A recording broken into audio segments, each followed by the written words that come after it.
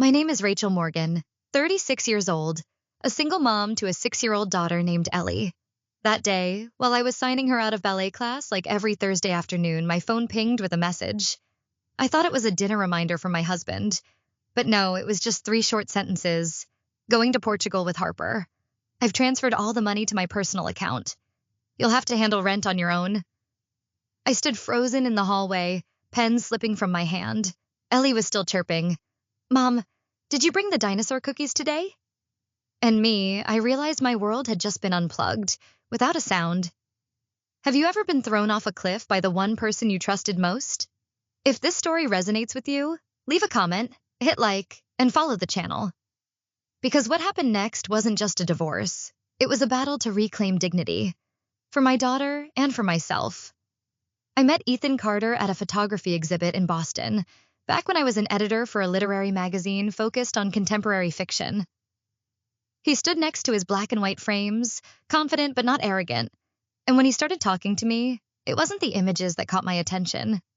It was the way he spoke about the people he photographed. As if he were telling stories of old friends the world had forgotten, but he hadn't. Particularly, I'm not someone who falls easily. I was raised by my mother, Evelyn, a rational, strong woman who went through a bitter divorce and raised me alone. She always taught me to stand on my own 2 feet. And yet, just 3 months after we started dating, I introduced Ethan to her. And strangely enough, she warmed to him almost instantly. This one's stubborn, Ethan, my mom said during their first dinner together. But if you're patient, she'll be a partner like no other. Ethan only smiled, gently squeezed my hand under the table. I don't want her to change a thing, Miss Evelyn. I love her exactly as she is. That simple, sweet sentence made my mother smile. And me, I believed it. I believed I'd finally found someone who didn't want to mold me into some ideal version, but loved me as I was, every edge and curve. We got married nearly 2 years later, a small wedding, at the park by Crystal Lake, the place I used to dream of as a teenager. Ethan wanted something grander, but I didn't. I just wanted people who truly wished us well, and I thought I had that. At the time, I didn't know that some people were there to celebrate, but never really wished me lasting happiness. After the wedding, we moved to the suburbs of Portland. I kept up with my fast-paced editing work, while Ethan began taking photography jobs for travel magazines and weddings. He was talented, I never denied that, and the bookings came in steadily. Life wasn't luxurious, but it was enough. In the quiet evenings, I liked curling up in an armchair reviewing manuscripts while he tinkered with his photos in the office. Loved that peace, a kind of happiness that didn't need to announce itself. When I got pregnant with Ellie, things started to shift. I had to scale back my workload due to health issues, and after she was born, I decided to stay home for her early years. My mom had retired by then and helped out occasionally, and I continued doing freelance editing for small publishing houses. It was Ethan who encouraged me to stay home. I'll take care of the finances, he said as we looked at newborn Ellie sleeping in her crib for the first time. You've done enough. Let me carry this part. Once again, I believed him. I held on to that promise like sunlight every morning. At first, it seemed fine.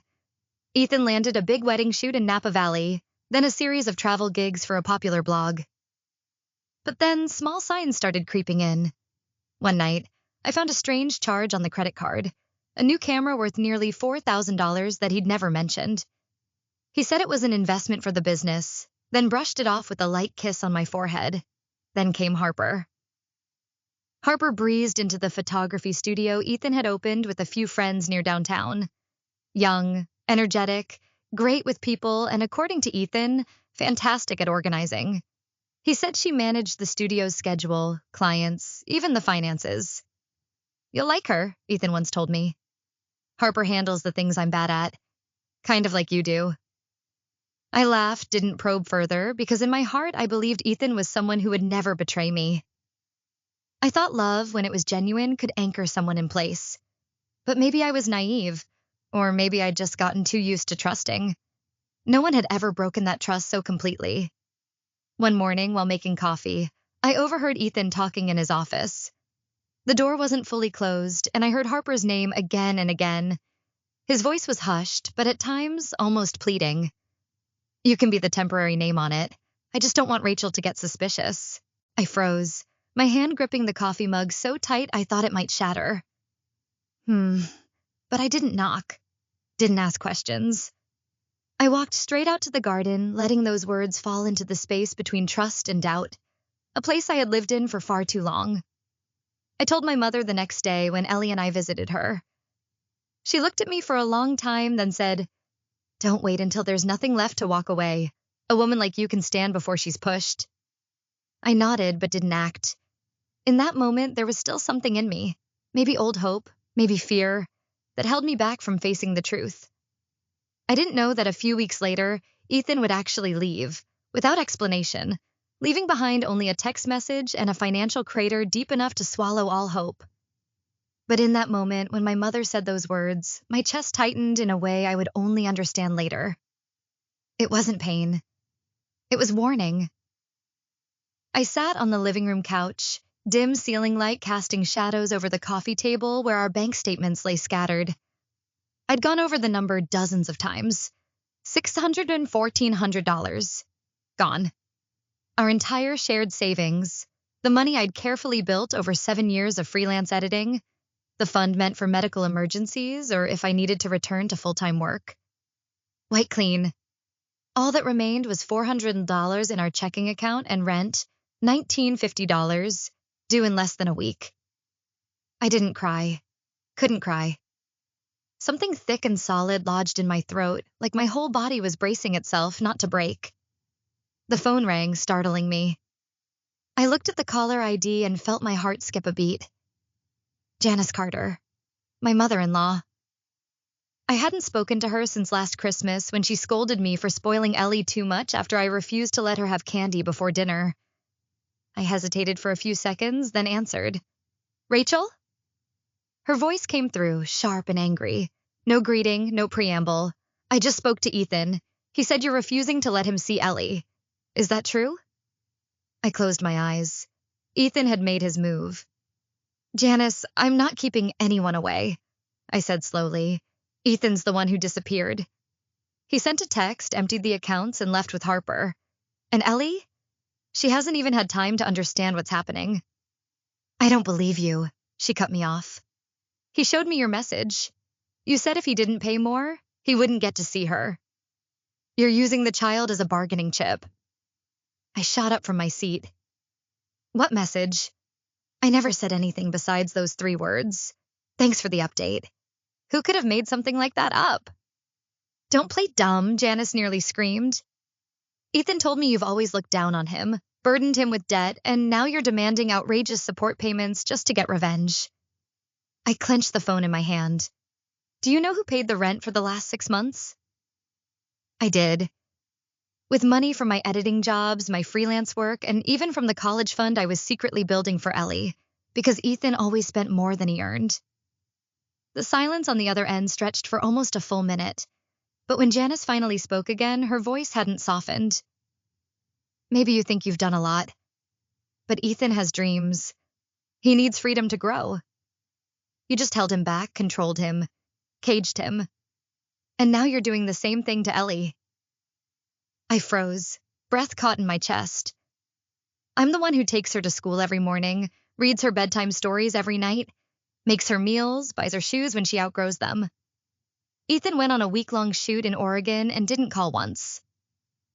"And I'm the controlling one?" "Ethan told me," Janice said, stressing every word, "that you're planning to take Ellie to Michigan to live with your mother. If you dare do that, I'll sue for custody." My body shook. "What are you planning to do?" "I've already spoken with a lawyer. If necessary, I'll prove you're mentally unstable. I have plenty of witnesses." "Witnesses?" I laughed in disbelief. "You mean relatives who only see me during the holidays? Or you, who once forced me to make Ellie sleep alone when she had a fever because children shouldn't cling to their mothers?" Janice hung up without another word. And in that moment, everything became clear. I wasn't just abandoned by Ethan.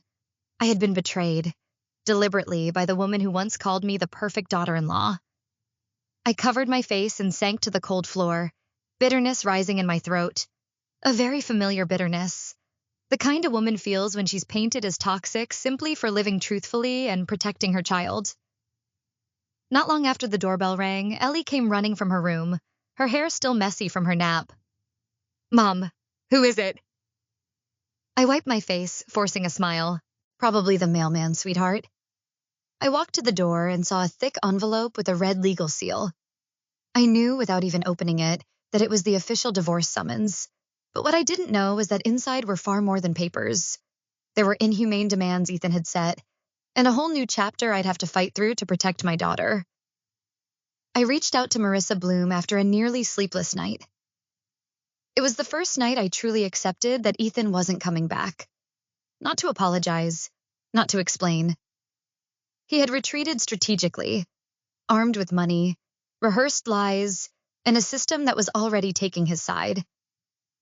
Marissa was a woman in her early 40s, dark brown hair in a tidy bun, a calm low voice, and sharp eyes.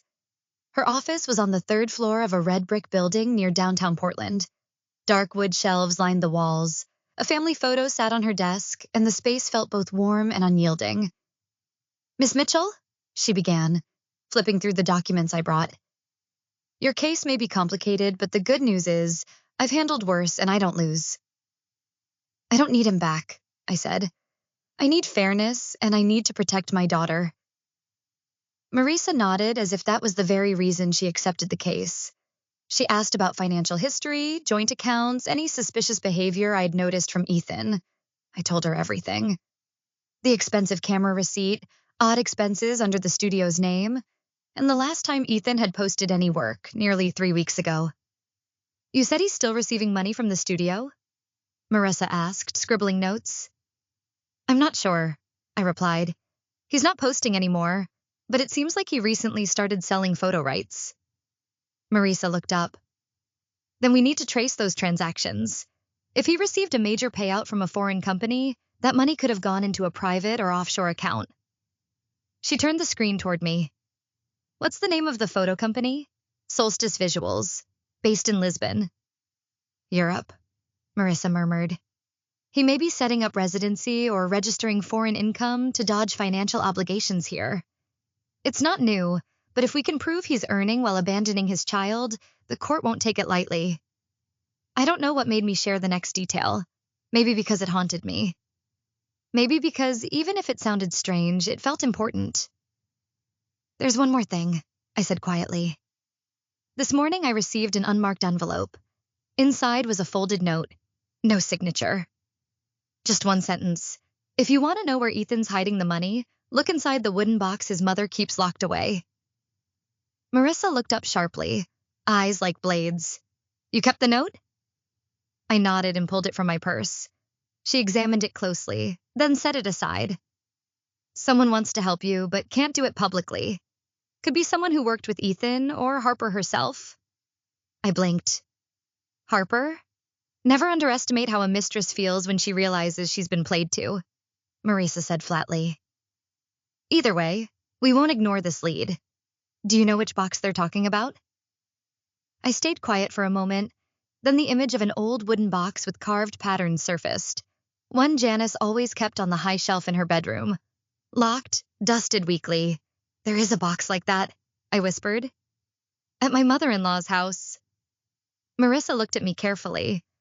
"I don't advise taking anything without legal clearance, but if it's considered marital property and might be moved or hidden, the court needs to know." I left her office with a long to-do list. Bank statements, tracing transactions, and possibly confronting Janice. But what truly left me breathless was the feeling that I'd entered a labyrinth. Every clue led to a locked door, and the first key might be inside the house I once called my in-laws. That night, I made myself a cup of tea and poured a warm glass of milk for Ellie. She sat at the kitchen table, coloring in her ballet dress, still not changed. "Are we visiting Grandma Janice tomorrow, Mom?" Ellie asked casually. I paused. "Why do you ask, sweetheart?" "Because I missed the box Grandma let me put cards in. She said it had magic secrets inside." I looked at my daughter, my nose stinging. She didn't know it, but that innocent remark confirmed something for me. That the box wasn't just sentimental. I bent down and kissed her hair. "Maybe. We'll stop by sometime soon." I wasn't lying. But I also didn't tell her that the next time we visited Janice's house, I wouldn't be going alone. I'd be bringing a lawyer and a phone ready to record. I arrived at Janice's house on a Tuesday afternoon. A light rain had started to fall. The street leading into the suburb was slick, and the trees stood still as if holding their breath for what was about to happen. Ellie stayed with my mom, and I held a bag of apple scones, Janice's favorite, in my hand, trying to muster the familiar smile, the kind a daughter-in-law wears when showing up to keep the peace. Janice opened the door after 2 rings. She wore a moss-green knit robe, her hair freshly curled, dark lipstick in place, as usual. But her eyes scanned me from head to toe, clearly on guard. I didn't expect to see you again so soon. I held out the pastry box, softening my voice. I don't want things between us to stay tense, Janice. After all, you are Ellie's grandmother. She hesitated, then reluctantly stepped aside. Come in, but I don't have much time. I sat on the familiar brown leather couch in the living room. Everything looked exactly the same as the last time I was there. Faux flowers arranged just so, childhood photos of Ethan on the shelf, the place so clean it felt suffocating. Janice poured tea without offering, then sat across from me, posture stiff like I was on trial. So, are you here to apologize or to demand something? I gave a small smile, keeping my tone as humble as I could. No demands, it's just that Ethan's gone, and I thought maybe you and I could come together for Ellie. Janice tapped her fingernail against her teacup. I think Ellie's doing just fine with Ethan, but if you're finally starting to see that, maybe you're beginning to mature. I didn't react. Her jabs had become routine over the years. I wasn't here to argue, I was here to observe. And I saw it. The dark brown wooden box with antique brass trim, sitting silently on the shelf behind Janice, just beneath her wedding portrait. You still keep that old box? I said lightly, trying to sound casual. I remember Ellie always begging you to tell her the magic secret inside it.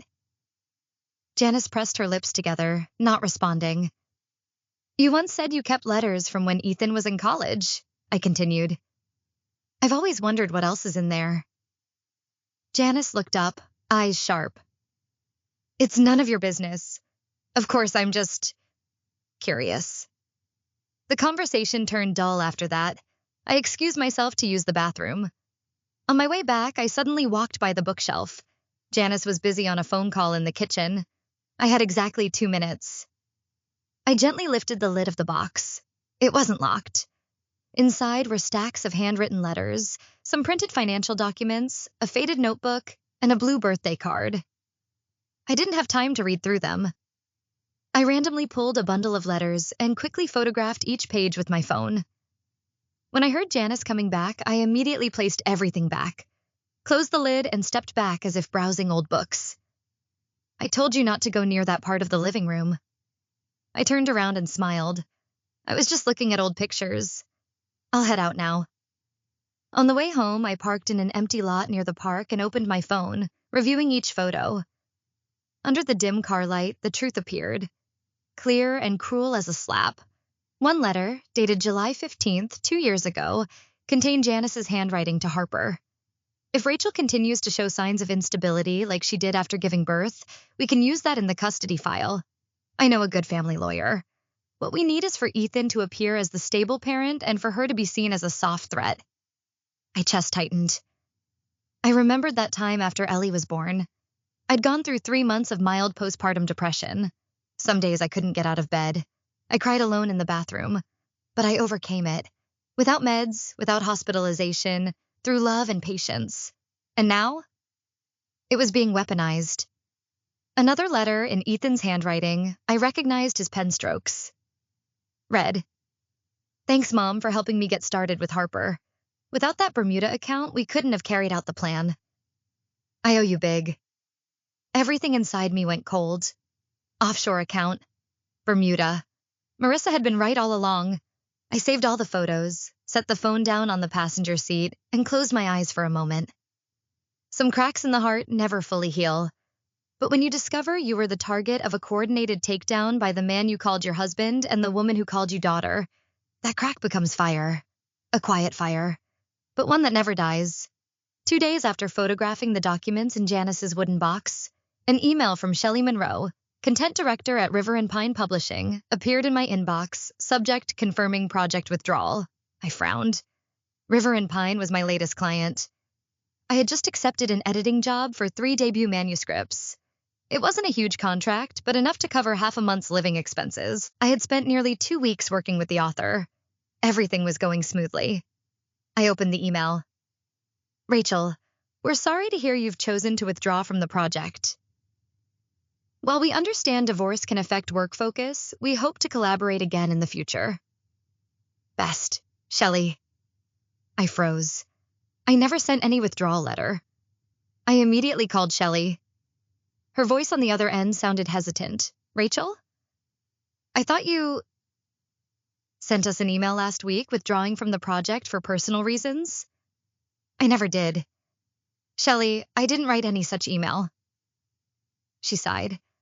I understand there might be some confusion, but I still have the email on file that we received from your address. Please forward it to me. A few minutes later, I received the forwarded message. The tone was clumsy, grammatically broken. Nothing like anything I'd ever write. To River Pine, I no longer have mental capacity to do project. I withdraw and hope understand. It was impersonation, a sloppy hand trying to mimic me, but without understanding my writing style. I read it again, heart pounding, and I knew instantly this wasn't a mistake. It was intentional. I called Marissa. You need to see me right away, I said, unable to hide my anger. Ethan just did something unforgivable. Less than an hour later, I was in Marissa's office, my laptop screen showing the fake email. She read it line by line, her calm expression hardening into steel. I'm crossed the line. I clenched my hands together. I lost the contract, my credibility, and if I hadn't caught it, it would have kept happening. This is no longer just a family matter. This is identity fraud. And if he sent that email using your name to sabotage your work, it's deliberate financial interference. Can I press charges? Not only can you. We immediately contacted the Portland Police Department. Marissa prepared the complaint, attaching the original email, Shelley Monroe's statement, and a side-by-side comparison of my actual writing and the forgery. I will also ask the court to review this behavior during the divorce hearing, Marissa added as she gathered the files. It shows that Ethan is attempting to sabotage your financial independence to manipulate the outcome of the case. A decent court will not overlook that. I nodded, though my mind was still rattled. Being impersonated, having someone use my own name to cause my downfall, wasn't just infuriating. It was a violation at the deepest level. That night, after Ellie had gone to bed, I sat alone in the kitchen, soft yellow light spilling across the old wooden table. I thought of Ethan, how he used to say, "You're irreplaceable, you have something no one else does." And now he was imitating me?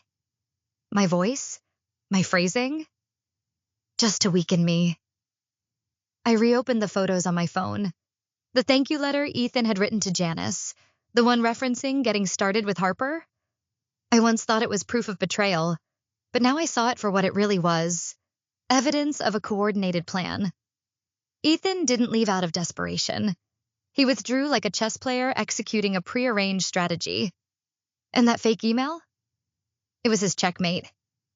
I texted Marissa. We need to check recent activity on my email. If he accessed it, there might be more. She replied immediately. I'll send a technician in the morning. We'll trace the IP address. I turned off the lights, sat in the dark, and listened to the ticking wall clock. Ethan wanted me to break. He wanted me confused, cornered, disoriented, so it'd be easier to take Ellie, easier to convince the world I was unstable. But what he didn't know was this. I had survived postpartum depression. I had made it through sleepless nights, through standing in the living room clutching my baby and silently thinking, I can't do this anymore, and still made it through. Compared to that, a forged email was merely the opening move in a battle I had no intention of losing. News that Ethan had returned to the U.S. came to me by chance, or more accurately, with a cruel sense of irony. I was making tea in the kitchen when my phone rang. It was Jenna Marks, an old friend from NYU who had studied with me and Harper.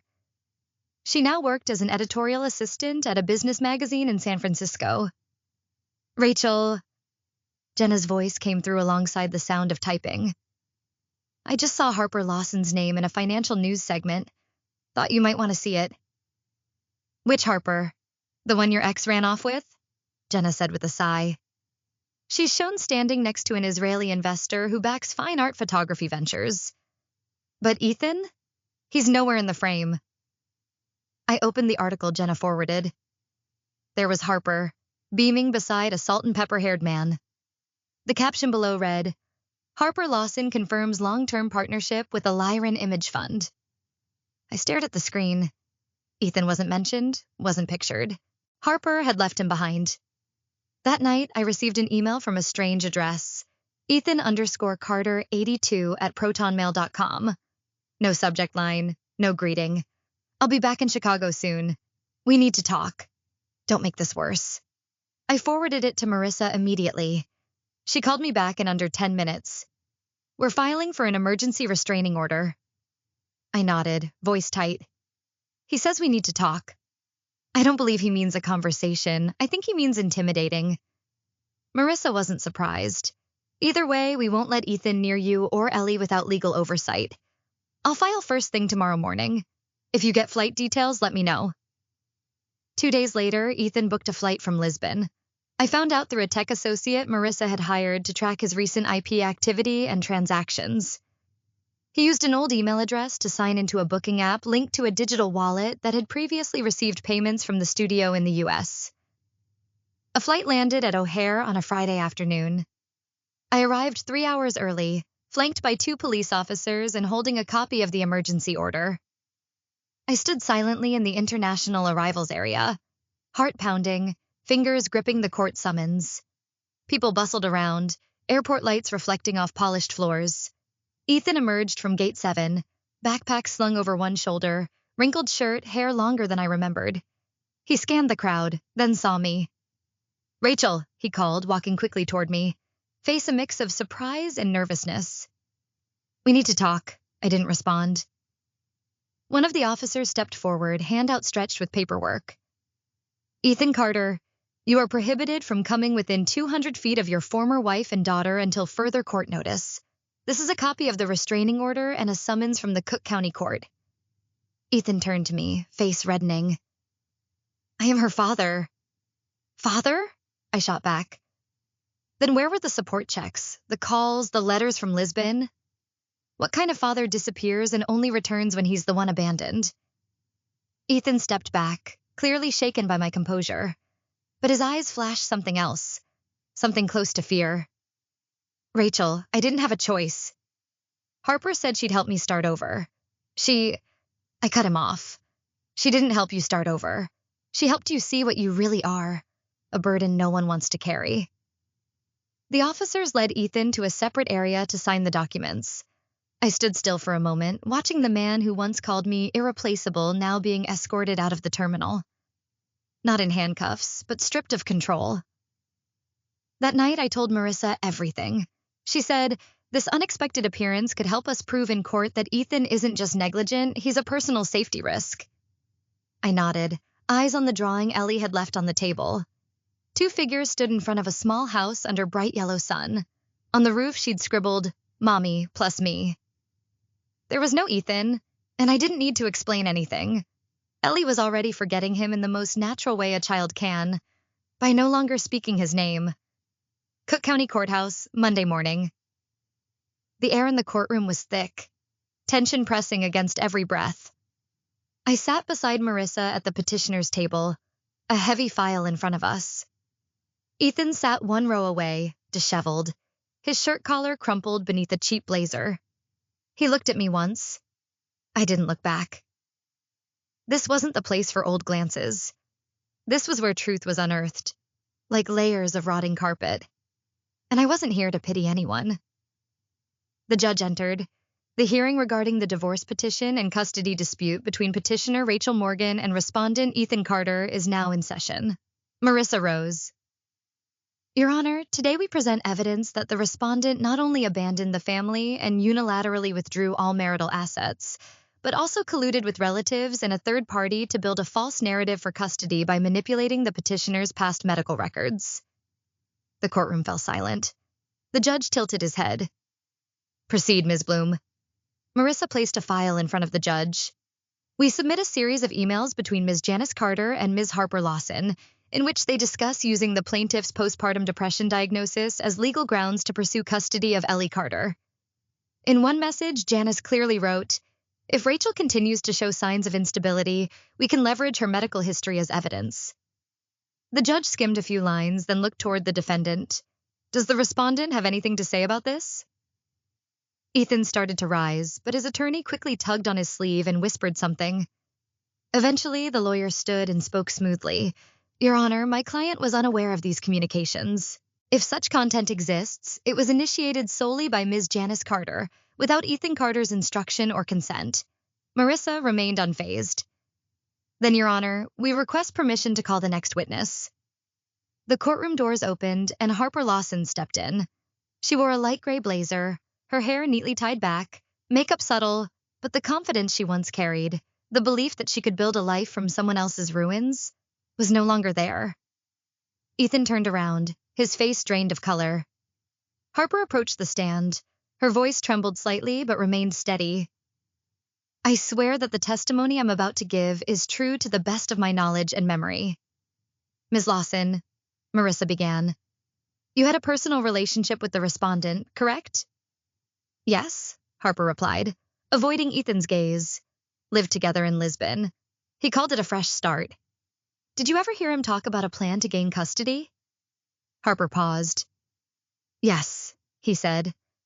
Rachel thinks she's smart for putting everything in her name, but I've prepared enough to take it all. Money and the kid. A wave of murmurs swept through the courtroom. Ethan bowed his head and his lawyer quickly objected, but the judge raised a hand to silence him. Do you have any recordings or documents to support this testimony? Harper reached into her blazer pocket and pulled out a USB drive. I have an audio recording, accidentally captured while I was using my phone to log our work schedule. It's unedited. Marissa accepted the drive and handed it to the court clerk. A speaker played the recording aloud. Ethan's voice rang out clearly. It doesn't matter what name she signs. When the time comes, my mom will handle the lawyer. Harper will be my witness. Rachel will never win if she's seen as mentally unstable. I told you, just create the right conditions and Ellie will be mine. The judge tapped his pen slowly against the bench. Mr. Carter, the testimony and evidence presented suggest a coordinated scheme to manipulate the divorce and custody process. Marissa continued, her tone softer now, but no less sharp. We request that the court grant immunity to Ms. Harper Lawson on the condition of full cooperation, including the release of all relevant documents regarding hidden assets and the full communication log with the respondent over the last 18 months. The judge nodded. Reasonable request. A follow-up hearing will be scheduled to review supplemental evidence. In the meantime, the respondent is barred from leaving the state.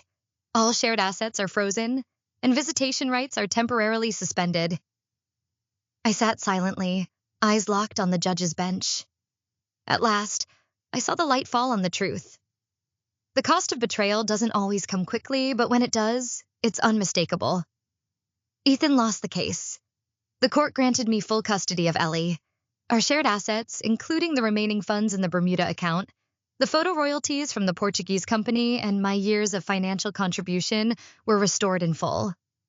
Janice was charged with identity fraud and conspiracy to commit financial deception, not just against me, but also the Lisbon employer Ethan had once worked with. As we left the courthouse, Marissa gave my hand a gentle squeeze. You didn't just win the case, she whispered. You reclaimed your life. No one doubted me anymore. No one believed the story of a controlling mother or clingy wife. There was no need to strike back. The truth had done its job. In the weeks that followed, I began rearranging the small apartment Ellie and I lived in. Anything that carried Ethan's scent or shadow, I boxed up carefully and shipped to an off-site storage facility. Ellie returned to preschool with a more relaxed smile. Her teacher said, "She talks about you a lot. She says, my mom writes books. She's the best storyteller in the world." I smiled and squeezed Ellie's hand as we walked past the playground. "I'm just telling the truth, baby," I said. I began writing our story, starting from that fateful message at ballet class to the courtroom where Harper stood at the witness stand. I called the manuscript Text Message Divorce the Day I Chose Me. It wasn't a book about revenge. It wasn't about bitterness. It was testimony. About the resilience of a woman when everyone else pulled away. About how a mother protects her child from things she never imagined she'd face. And most of all, choosing yourself is not selfish. It's survival. The manuscript was picked up by an independent publisher right after reading the first chapter. They didn't edit much. They said, "This story is already powerful. We want to preserve your voice." I received letters from women in Arizona, Maine, even Alaska. They wrote about husbands who vanished in the night, manipulative mothers-in-law, forged emails, hidden accounts, and children treated like trophies. One woman wrote, "I used to think I was the only one left standing in the storm, but after reading your story, I realized there are so many of us still standing in the rain and still standing strong." One early autumn afternoon, when the sunlight had softened and the breeze danced gently through the half-open windows, Ellie sat at the dining table, carefully coloring a small squirrel postcard. I was washing dishes in the kitchen when she spoke. "Mom, can I write a letter to Dad?" I stopped, the water still running from the faucet, tapping steadily against the steel sink. In that brief moment, something stirred in me, a nameless emotion. It wasn't sadness, it wasn't anger, only something soft, almost tender. I dried my hands and knelt beside her, eye level. "What would you like to say in the letter?" Ellie shrugged. "I don't know. Maybe tell him I can ride my bike without falling now? And that your apple pie tastes better than before?" I brushed her hair gently. "If you want, I'll get envelopes and stamps, but remember, when we write, it's not to expect a reply. We write to let our hearts feel lighter." She nodded, eyes focused like she was holding on to something important. I returned to my desk and closed my laptop. The reprint draft of Text Message Divorce was in its final editing phase. The publisher had suggested adding a new chapter, not about anger, but what comes after it, peace. I looked around our new apartment. It wasn't big, but the light poured in. The art on the walls was all my choice. An abstract seascape, a large print of Ellie twirling in the park, hair flying, dress flaring like butterfly wings. The sofa was secondhand, reupholstered by me in canvas. The wooden table came from a friend in Seattle. Everything in the apartment had a reason to be here. Nothing was excess. Nothing was hidden. Ellie giggled as I sat down beside her. "Mom, what should I draw on the letter?" "Whatever you want," I said, placing my hand gently on her back, feeling her small, warm, steady presence. "House, maybe?" she asked, eyes squinting mischievously. I smiled. "Sure, but not just the roof and walls, a place where you get to be fully yourself." One day, Ellie might understand the deeper meaning of that answer, but today she simply nodded and went back to coloring. I used to think a home meant two parents, a picture-perfect setup, family dinners, and framed beach photos, but now I know home isn't about what it looks like. It's about how it feels when you walk inside.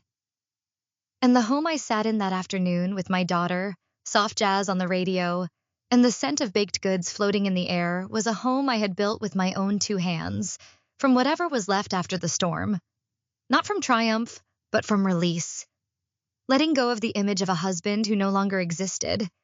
Letting go of the hope that a mother-in-law would ever truly accept me. Letting go of the fear of being misunderstood, abandoned, or alone. I chose to live with the truth, to choose peace over being right. And Ellie, my daughter, is the clearest proof of that choice. Every laugh of hers is a quiet echo from the universe, whispering back to me, "The path you chose, though rough, was the right one." What do you think? A single text message? Could it really mark the beginning of an entire journey to rewrite your fate? I would never wish to go through what I did, but without that fall, I might never have discovered how strong I really am. And you? Have you ever been misunderstood, pushed out of the very home you once called your own, only to realize you were the only one who could rebuild it in the way it was always meant to be? Share your story or your thoughts after hearing mine, because who knows, your voice might become the lifeline someone else is waiting for. And if you're drawn to stories about family, quiet confrontations that still hold fierce power, follow this channel to hear more tales where wounds aren't hidden and healing doesn't need to shout.